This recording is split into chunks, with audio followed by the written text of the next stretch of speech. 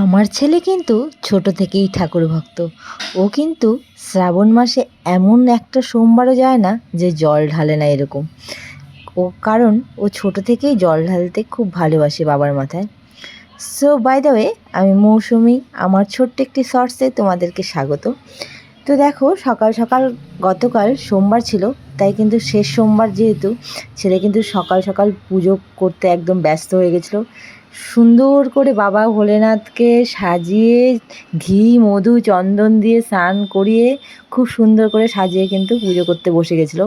আর ওকে কিন্তু কিছু শেখাতে হয় না, ও মোবাইল দেখতে দেখতে যেটুকু শেখে, আর ওই দু একটা ঠাম্মার কাছে শিখে নিয়ে যেটুকু পারে ও নিজে নিজেই চেষ্টা করে করার। আর মোবাইল দেখলে পরে ও কিন্তু ঠাকুরের জিনিসই দেখে, আর এগুলো জিনিসে ওর করতে নাকি খুব ভালো লাগে।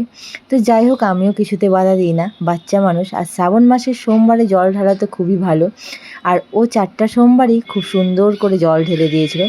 তো আরেকবার বলবো, হর হর মহাদেব।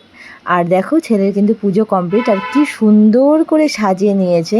তো চলো, আজকের মতো টাটা। কে কে জল ঢাললে অবশ্যই কমেন্টে জানাবে। বাই।